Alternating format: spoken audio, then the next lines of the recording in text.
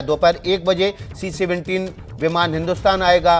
पहले जामनगर लैंड करेगा और उसके बाद गाजियाबाद के हिंडन एयरबेस पर यह पहुंचेगा। प्रणय उपाध्याय ज्यादा जानकारी के साथ मौजूद है। प्रणय, इसी विमान में न केवल तमाम राजनयिक आ रहे हैं बल्कि वो नागरिक भी आ रहे हैं जो फंसे हुए थे। बिल्कुल ठीक कहा विकास आपने। इसके अंदर भारत के जो राजदूत हैं रुद्रेंदु टंडन वो हैं, इसके अलावा जो सीनियर एम्बेसी स्टाफ है, जो भारत के मिलिट्री जो डिफेंस अटैचे थे वो थे, इसके अलावा और भी जो सीनियर ऑफिसर्स हैं वो हैं। बहुत महत्वपूर्ण, किसी भी एम्बेसी के अंदर बहुत महत्वपूर्ण दस्तावेज होते हैं, साजो सामान होता है।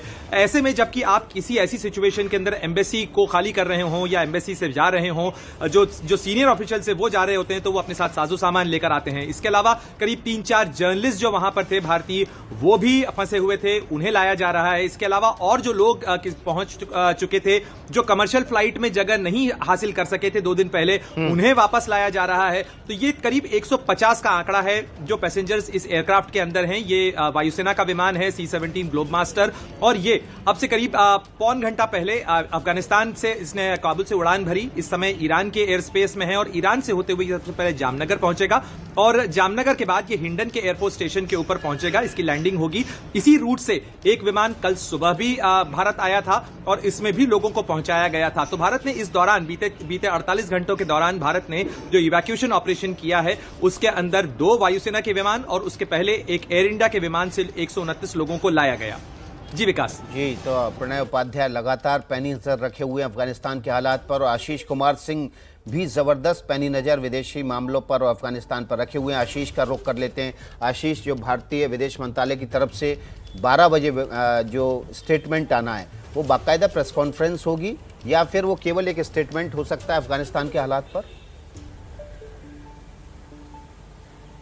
देखिए, संभव है कि एक स्टेटमेंट जारी किया जाएगा विकास, और इस बात की औपचारिक जानकारी दी जाएगी कि इवैक्यूएशन की प्रक्रिया आगे कैसे चलेगी, क्योंकि डिप्लोमेट्स और एम्बेसी स्टाफर्स को वापस ले आने के बाद निश्चित तौर पर आप समझ सकते हैं जिज्ञासा होगी, एंग्जाइटी होगी उन लोगों में जो वहां से अपील कर रहे हैं, जो कॉमन नागरिक हैं, कि हमें भी यहाँ से सेफ निकाला जाए। मुझे लगता है कि पहले तो एक्सप्लेन किया जाएगा कि कैसे ये इवैक्यूएशन किया गया और आगे के भारत सरकार के क्या एफर्ट हैं विदेश मंत्रालय के, जिसकी चर्चा मैं और आप थोड़ी देर पहले कर रहे थे कि लगातार संपर्क में हैं अमेरिका के कि एयरपोर्ट को सिक्योर किया जाए कमर्शियल फ्लाइट्स के लिए। और कमर्शियल फ्लाइट्स जब सिक्योर एनवायरनमेंट में काबुल एयरपोर्ट पे होते हैं तो इन सभी लोगों को, खास करके आप देखें कैप्टन अमरिंदर सिंह हो या हरदीप सिंह पुरी हो, यूनियन मिनिस्टर, लगातार ये रिक्वेस्ट कर रहे हैं भारत सरकार से कि जो सिख्स वहाँ फंसे हुए हैं, जो हिंदूज वहाँ फंसे हुए हैं, उनको भी सेफली जल्द से जल्द निकाला जाए। गुरुद्वारे में लोग फंसे हुए हैं, तो कोशिश ये की जाएगी कि इस स्टेटमेंट के माध्यम से उन सभी लोगों को अश्योर किया जाए कि जल्द से जल्द, जैसे ही कमर्शियल ऑपरेशन शुरू होते हैं, इन सभी लोगों को वहाँ से निकाला जाएगा। विकास जी, तो सभी लोगों को जल्द से जल्द वापस निकाला जाएगा और उसके लिए बाकायदा एक और विमान को स्टैंड बाय भी रखा गया है। ये अमेरिका के साथ बातचीत के साथ ही तय होगा क्योंकि काबुल एयरपोर्ट का कब्जा अमेरिका के पास है।